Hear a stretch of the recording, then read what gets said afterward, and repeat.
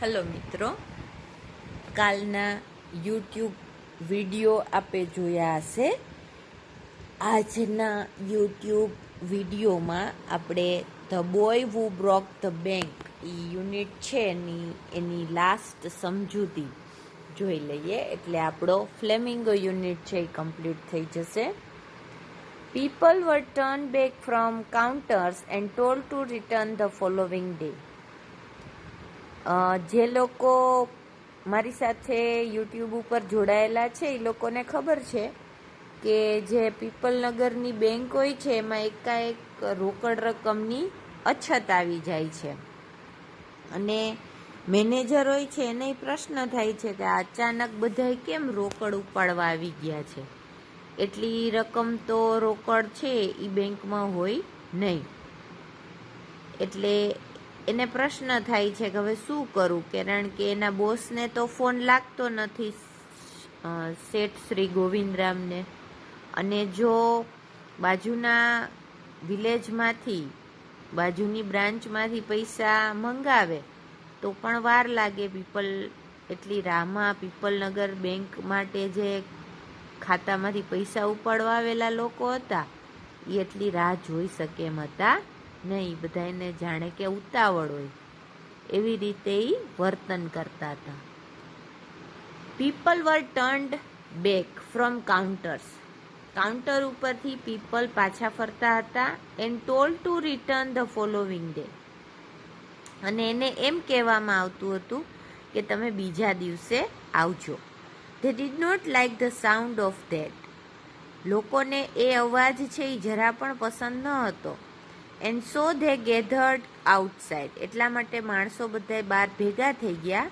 On the steps of the bank shouting, give us our money or we will break in. અને બહાર પગથિયા ઉપર બધા જ ભેગા થઈ અને એકદમ મોટેથી બૂમો પાડતા હતા કે અમારા પૈસા પાછા આપો નહીતર અમે અંદર તોડશું. And fetch the set. We know he is hiding in a safe deposit locker. અને અંદરથી જ્યારે અમે બેંકને તોડી લેશું ત્યારે અંદર જે શેઠ એનો છુપાયેલો બેઠો છે એને પણ બહાર કાઢશું કે જે એના જે સેફ ડિપોઝિટ લોકર છે, લોકરની અંદર પોતે છુપાઈ ગયો છે. Mischief makers who didn't have a પૈસા in the bank joined the crowd. જે તોફાની તત્વો હતા, મિસ્ચીફ મેકર્સ, તોફાની આવારા તત્વો હતા કે જેના પૈસા પણ બેંકમાં ન હતા, તે આ ટોળામાં જોડાઈ ગયા. એન્ડ એગ્રેવેટેડ ધેર મૂડ, અને ટોળામાં જે મૂડ હતો, જે ગુસ્સો હતો એને વધારતા હતા. The manager stood at the door, manager બારણા પાસે ઊભો રહ્યો. And tried to placate them, placate એટલે શાંત કરવું, ગેઇન ધ ગુડવિલ ઓફ, કોઈ સારી બાબત કેવી, અને એ આખા મેટરને શાંત કરવા માટે પ્રયત્ન કરતો હતો. He declared that the bank had plenty of money but no immediate means of collecting it. એણે ડિક્લેર કર્યું કે બેંક પાસે ઘણા બધા પૈસા છે પણ અત્યારે તાત્કાલિક ધોરણે એ ભેગા કરી શકે એમ નથી. He urged them to go home and come back the next day. એટલે એણે બધાને વિનંતી કરી, અર્જ એટલે વિનંતી કરી કે તેઓ બધા જ ઘરે જાય અને બીજા દિવસે પાછા આવે. We want it now, chanted some of the crowd. એમાંથી ઘણા ટોળાના માણસો છે એ ફરીને બોલતા હતા કે અમારે તો પૈસા અત્યારે જ જોઈએ છે, અત્યારે જ જોઈએ છે. Now, now and now.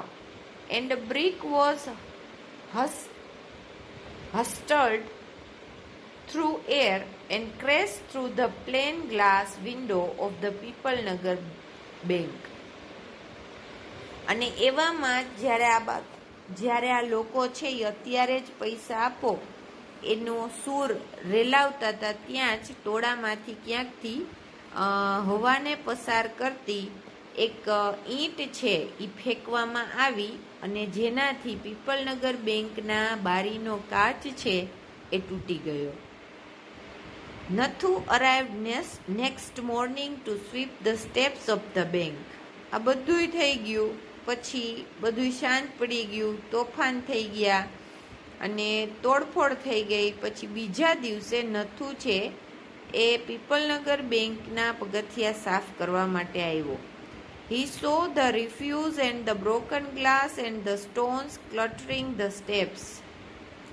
એણે જોયું કે કેટલો બધો કચરો ફેંકાયેલો, તૂટેલા કાચ અને પથ્થરો છે એ પગથિયા ઉપર ક્લટરિંગ વિખરાયેલા પડેલા હતા. Raising his hands in a gesture of horror and disgust, he cried. પોતાના હાથ છે એ જાણે કે ડર અને નફરતની રીતે આગળ કરી અને એણે બૂમ પાડી. Hooligans, sons of donkeys, as though it isn't bad enough to be paid late, it seems my work has also to be increased. કેવા છો તમે તો લોકો, એટલે કે બેંકના કર્મચારી સામે જાણે કે નફરતથી વાત કરતો, એવી રીતે મોટે મોટેથી બૂમ પાડીને કહેતો હતો કે ગધેડાઓ, ગુંડા જેવા લોકો, એટલું ઓછું નહોતું કે તમે મારો પગારે મોડો કર્યો હતો, પણ ઉલટાનું તમે તમારું કામ પણ વધારી દીધું. ઇન્ક્રીઝ એટલે વધાર્યું.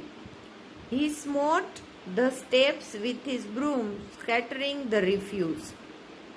જે છોડેલું તરછોડાયેલું હોય, રિફ્યુઝ કરેલું, ત્યાં પાડી દેવાયેલું હતું, એ બધા જ ને એણે પોતાના એક સાવરણીના ઝાટકાથી, સ્મોટ એટલે શું, એક જોરથી ફટકો મારવો, ઇન્ફ્લિક્ટ અ હેવી બ્લો ઓન એટલે એકદમ જોરથી સાવરણી હલાવી અને એણે જે બધું જ છોડાયેલું હતું, પગથિયા ઉપર ફેંકી દેવાયેલું હતું, એ બધા જ ને સાફ કર્યું. Good morning, Nathu, said the washerman's boy, getting down from his bicycle. એવામાં જ એ જે ધોબીનો છોકરો હતો એ પોતાની સાયકલ ઉપરથી ઉતરતા ઉતરતા નથુને ગુડ મોર્નિંગ વિશ કરે છે. Are you ready to take up a new job from the 1st of next month? શું તું તૈયાર છો આવતા મહિનાથી તારી જોબ લેવા માટે? You will have to, I suppose, now that the bank is going out of business. કારણ કે હું ધારું છું ત્યાં સુધી હવે તો તને કહી દીધું હશે કે બેંક છે એ બંધ થવાની છે, એમાં કોઈ બિઝનેસ હવે ધંધો રહ્યો નથી. How is that? said Nathu. નથુએ કીધું, ઈ કેવી રીતે બને? Haven't you heard? તે નથી સાંભળ્યું? Well, you had better wait here until half the population of Pipalnagar arrives to claim their money. તું હજી ઊભો જ રે, અડધા લોકો કે જેના પૈસા હજી દેવાના નથી એ લોકો પાછા અહીંયા પોતાના પૈસા માટેનો દાવો કરવા આવતા જશે. And he waved cheerfully. He did not have a bank account and sped away on his bicycle. એ ધોબીનો છોકરો છે એ આનંદથી પોતાના હાથ હલાવતો હલાવતો ત્યાંથી પોતાની સાયકલ મારી મૂકે છે. શું કામ આનંદથી? તો કે એના કોઈ પણ બેંકમાં એનું ખાતું હતું નહીં અને પીપલનગરમાં તો એનું ખાતું હતું જ નહીં, એટલે આનંદથી એ પોતે ત્યાંથી નીકળી જાય છે. Nathu went back to sweeping the steps. Nathu છે એ પાછો પોતાના મૂળ કામે ચડે છે, પગથિયાને વાળે છે. મટરિંગ ટુ હિમસેલ્ફ અને પોતાની જાત સાથે ગણગણે છે. When he had finished his work, he sat down on the highest step. જ્યારે એ પોતાનું કામ પૂરું કરી લે છે ત્યારે એ પોતે સૌથી ઊંચા પગથિયા ઉપર બેઠે છે.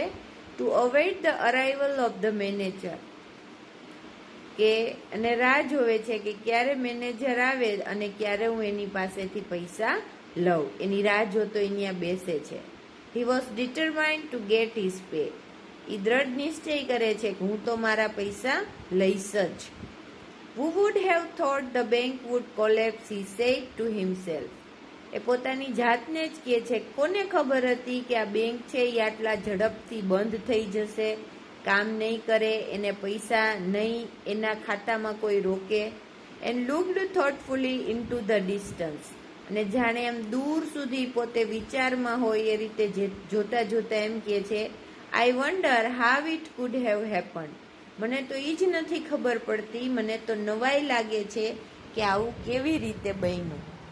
હવે એની નાનકડી એવી વાત છે એ આખા ગામમાં કેવી રીતે પ્રસરી ગઈ અને લોકોએ છે એ આખી પીપલનગર બેંકની કેવી હાલત કરી, એના ઉપરથી આપણને પણ જાણકારી મળે છે કે જ્યારે આપણા વિરુદ્ધ આવા પ્રકારની વાતો છે એ કોઈક ફેલાવતા હોય તો આપણે કેવો ગુસ્સો આવે, અને જ્યારે નથુ છે એ અજાણ્યા જ આ આખી વાત છે એ એના મિત્રને કહે છે અને એનો મિત્ર બીજા સુધી પહોંચાડે છે, ત્યારે વાત છે એ કેટલું ગંભીર સ્વરૂપ લઈ લે છે એ આપણને જાણવા મળ્યું.